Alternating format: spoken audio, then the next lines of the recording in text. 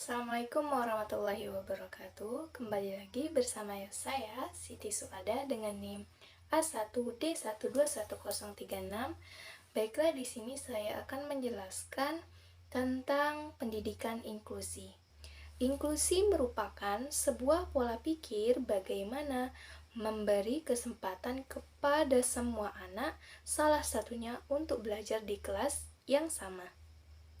Isu terkait dengan pendidikan yang inklusif menjadi diskusi politik dan selanjutnya tertuang dalam kebijakan di mana pemerintah wajib memberikan layanan dan kemudahan serta menjamin terselenggaranya pendidikan yang bermutu pada suatu pendidikan yang semua jenis, jalur, jenjang pendidikan secara inklusif dan khusus sesuai dengan kebutuhan dan kemampuannya. Praktik pendidikan inklusif di dunia telah menjadi agenda internasional, antaranya melalui SDGs yang mengamanatkan agar semua anak tanpa terkecuali dipenuhi hak sosial dan pendidikan yang bermutu di semua jenis dan jalur pendidikan. Praktik pendidikan inklusif telah berkembang pesat sejak tahun 2003 dan sampai sekarang telah tercatat lebih dari 36.000 satuan pendidikan penyelenggaraan pendidikan inklusif. Faktor lingkunganlah yang menjadi penghambat belajar anak dapat disesuaikan dengan kebutuhan peserta didik, termasuk peserta didik berkebutuhan khusus. Untuk membantu satuan pendidik dalam mengelola dan menyelenggarakan pendidikan. Pendidikan inklusif membantu satuan pendidikan dalam memberikan layanan yang optimal bagi perkembangan peserta didik sesuai dengan potensi, kondisi, dan karakteristiknya. Inklusif adalah sebuah pendekatan untuk membangun lingkungan yang terbuka untuk siapa saja, dengan latar belakang dan kondisi yang berbeda-beda seperti karakteristik, kondisi fisik, kepribadian, status, suku, budaya, dan lainnya. Pola pikir ini selanjutnya berkembang dengan proses masuknya konsep tersebut dalam kurikulum di satuan pendidikan, sehingga pendidikan inklusif menjadi sebuah sistem layanan pendidikan yang membuat kesempatan bagi semua peserta didik untuk mendapatkan pendidikan yang layak. Menurut Allen dan Cowdery tahun 2000, pendidikan inklusif adalah sistem layanan pendidikan yang mensyaratkan anak berkebutuhan khusus belajar di sekolah-sekolah terdekat. Di kelas bisa bersama teman-teman seusianya, artinya dalam model inklusi, siswa dengan kebutuhan khusus menghabiskan sebagian waktu mereka bersama dengan siswa biasa atau normal. Nah, untuk mengoptimalkan potensi yang mereka miliki, hal ini dilandasi dengan suatu kenyataan bahwa di dalam masyarakat terdapat anak normal dan anak tidak normal berkebutuhan khusus sebagai suatu komunitas dan tidak membedakan antara satu dan lainnya. Nah, komunitas sosial dengan memisahkan atau lebih lanjut dikemukakan bahwa pendidikan inklusif adalah pendidikan yang menyertakan semua anak. Tujuan pendidikan inklusif adalah yang pertama, yaitu memberikan kesempatan bagi seluruh peserta didik dengan kesempatan seluas-luasnya kepada siswa dengan yang memiliki kelainan fisik, emosional, mental, dan sosial, memiliki kecerdasan intelektual, bakat istimewa, dan memperoleh pendidikan yang bermutu sesuai dengan kebutuhan dan kemampuan mereka. Selanjutnya, tujuan dari inklusi yaitu mewujudkan penyelenggaraan pendidikan yang menghargai keanekaragaman dan tidak diskriminatif bagi semua peserta didik. Baiklah, kunci utama yang menjadi prinsip pelaksanaan pendidikan inklusif adalah bahwa semua peserta didik tanpa terkecuali dapat belajar dan perbedaan menjadi kekuatan dalam mengembangkan potensinya. Prinsip umum lain dalam pelaksanaan pendidikan inklusif adalah kehadiran peserta didik kebutuhan khusus di kelas sehingga bisa berpartisipasi dan berkolaborasi dengan peserta didik lainnya dan diterima di lingkungan satuan pendidikan.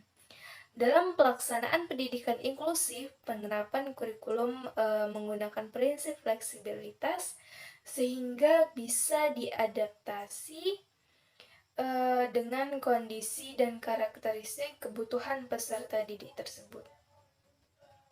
Prinsip adaptasi berarti dalam pelaksanaan pendidikan inklusif, satuan pendidikan harus memperhatikan 3 dimensi dalam melakukan proses penyesuaian. Yang pertama, kurikulum instruksional dan lingkungan belajar.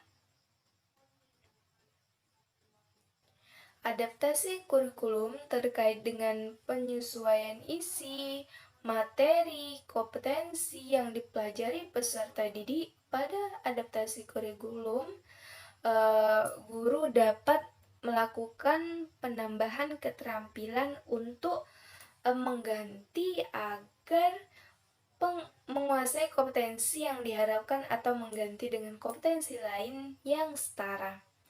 Adaptasi lain yang dapat dilakukan guru adalah dengan melakukan penyederhanaan kompetensi yang hendak dicapai. Proses penyederhanaan tergantung pada kemampuan awal kondisi dan modalitas belajar. Peserta didik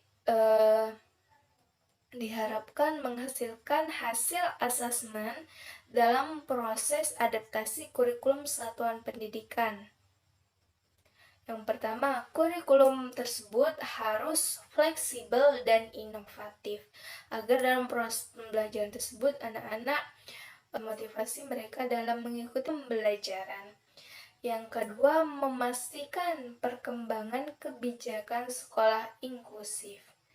Ketiga, membuat penyesuaian kurikulum, membuat perencanaan untuk seluruh kelas dan menetapkan tujuan pengajaran yang terbuka dan jelas dengan menggunakan alternatif metode pengajaran, menggunakan teknologi yang tepat, dan membuat persiapan terlebih dahulu. Selanjutnya yaitu memastikan kemudahan lingkungan dalam mengembangkan kerja bersama tim. Selanjutnya, penerapan adaptasi kurikulum dan instruksional dapat dilakukan dengan model.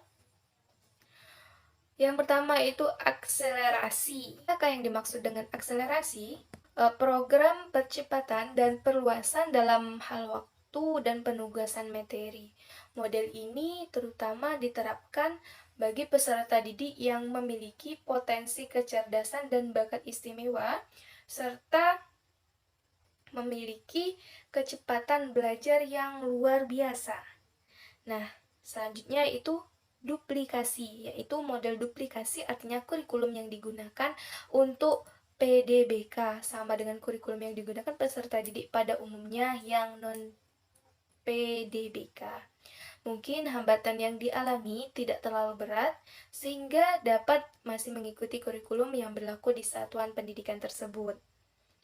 Selanjutnya yaitu simplifikasi atau modifikasi, yaitu kurikulum yang dimodifikasi atau disederhanakan tanpa harus menghilangkan substansi dan disesuaikan dengan kebutuhan dan kemampuan PDBK. Dan modifikasi dan penyederhanaan kurikulum dapat dilakukan dalam salah satu atau lebih dari hal-hal berikut, yaitu tujuan, isi, metode, dan cara penelitian. Selanjutnya itu substansi. Beberapa bagian dari kurikulum umum diganti dengan sesuatu yang kurang lebih setara. Contohnya yaitu kegiatan menggambar. Tidak perlu lagi diberikan bagi anak dengan hambatan penglihatan, diganti dengan kegiatan lainnya yang setara, misalnya menyanyi, membuat patung dari bahan yang lunak. Contoh lain yaitu anak dengan hambatan pendengaran. Mungkin tidak perlu mengikuti pembelajaran listening komprehensif, dan dapat digantikan dengan kegiatan lain yang setara, misalnya mengarang, menulis cerita, dan lain sebagainya. Selanjutnya yaitu omisi. Beberapa aspek tertentu, kurikulum umum sebagian besar ditiadakan menyesuaikan dengan karakteristik dan kemampuan peserta didik yang memiliki kebutuhan khusus. Selanjutnya, mereka dapat dibuatkan kurikulum khusus yang bersifat individual berdasarkan hasil identifikasi dan asesmen. Adaptasi lingkungan belajar berkaitan dengan pengaturan suasana pembelajaran, di mana, kapan, dan bersama siapa pembelajaran kurikulum tersebut dilaksanakan, termasuk ketersediaan alat bantu seperti sumber belajar, modul ajar sesuai dengan kebutuhan peserta didik. Baiklah, di sini saya akan menjelaskan macam-macam anak yang berkebutuhan khusus. Yang pertama, disabilitas pendengaran. Yang kedua, disabilitas penglihatan, disabilitas fisik, dan disabilitas intelektual. Sekian pembelajaran kita pada hari ini. Mohon maaf apabila ada kesalahan dan kekurangan. Saya Siti Suada. Sampai jumpa kembali. Terima kasih. Wassalamualaikum warahmatullahi wabarakatuh.